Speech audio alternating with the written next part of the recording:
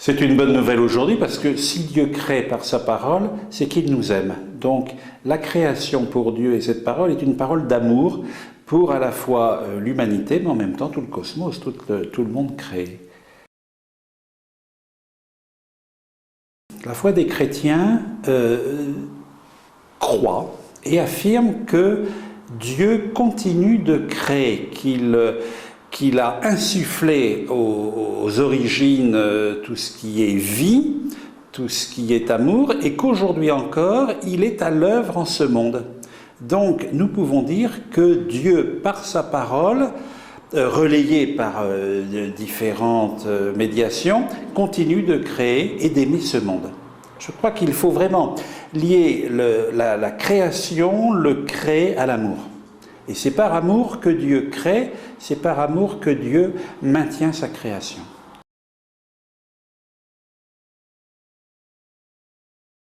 Eh bien, elle se manifeste par déjà une parole de Jésus, et qui vient libérer. Souvent, on voit uniquement la libération de la femme adultère. Hein, va et désormais ne pêche plus, voilà. Mais en fait, Jésus, par que celui qui n'a jamais péché lui jette la première pierre, en fait, vient aussi libérer ces hommes qui sont là prêts à lapider cette pauvre fille, en les invitant à faire la vérité sur eux. Et toute opération vérité, je dirais faite dans la lucidité, est quelque chose qui libère quelque part.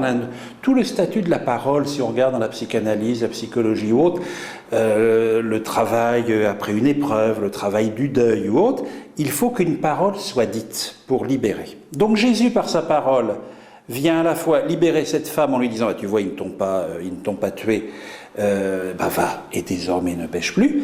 Et puis il permet aussi à ces hommes qui étaient là prêts à appliquer la loi, à faire une opération vérité sur eux. Hein?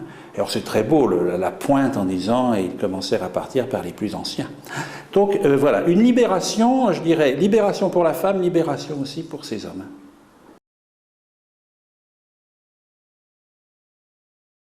Ah ben ça c'est vraiment l'expérience que fait Paul, mais ça va être l'expérience que vont faire les apôtres, et c'est l'expérience que font encore aujourd'hui ceux qui donnent leur confiance au Christ et qui essayent de vivre de cette vie même de Jésus, le Fils de Dieu. Il y a des moments dans la vie des croyants, et j'invite à ce que chacun puisse essayer de regarder dans l'histoire de sa vie, en relisant un peu les événements de sa vie, il y a des moments où l'on perçoit cette présence de la vie du Christ. Alors pour les baptisés, cette vie du Christ, elle nous est donnée de façon sacramentelle, c'est-à-dire efficace, par le baptême, par la confirmation, mais aussi l'Eucharistie. Quand nous communions, nous recevons cette vie même du Christ ressuscité en nous. Et donc nous sommes invités, une prière eucharistique le dit, de vivre comme Jésus. Voilà la grande invitation, imprimée dans notre corps, imprimée dans notre vie, la vie même de Jésus. Donc chaque baptisé devrait pouvoir dire avec l'apôtre Paul, ce n'est plus moi qui vis, c'est le Christ qui vit en moi. Alors ça va se démultiplier de diverses façons. On n'est pas tous faits pareil, on n'est pas tous appelés à faire la même chose. Par moments, des fois, dans l'Église ou dans la société, on voudrait que tout le monde soit comme tout le monde. Je crois que ça serait un monde profondément triste. C'est de voir aussi comment Jésus, appelant ses apôtres, leur confiant des missions, appelle des hommes extrêmement différents. Il y en a qui sont très paisibles, d'autres qui sont un peu la tête près du bonnet. Il y a les sanguins et ceux qui réfléchissent, enfin tout ça. Eh bien, chacun à leur manière vont laisser, une fois que le Christ va leur donner l'Esprit Saint, eh bien, ils vont développer, dans les différentes parties où ils partent, leurs aptitudes et leur amour du Christ. Et aujourd'hui, en 2010, et pour les années jusque je ne sais pas combien de temps, eh bien, nous sommes invités à laisser cette puissance du Christ, cette parole du Christ, façonner notre vie et en vivre.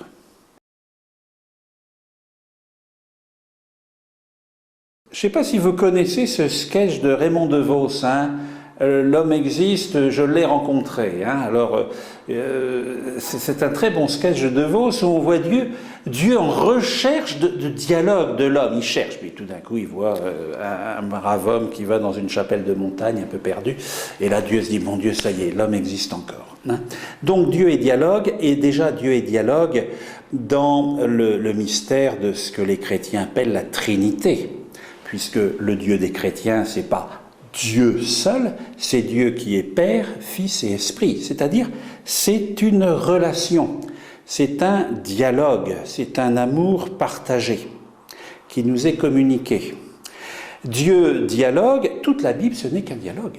Puisque la grande histoire du salut, c'est Dieu qui fait alliance. Le Père qui fait alliance, alors, avec Noé, avec Abraham, qui donne la loi à Moïse, qui va ensuite parler à son peuple par les prophètes, et puis tout cela va culminer quand il envoie son fils, Jésus. Jésus est dialogue. Jésus, quand on lit l'Évangile, ne fait que de parler. Et quand on voit ensuite les premiers apôtres dans les Actes, le jour de la Pentecôte, ils sont là, tout timides, apeurés, pof, l'Esprit leur est donné, ils sortent et Pierre parle.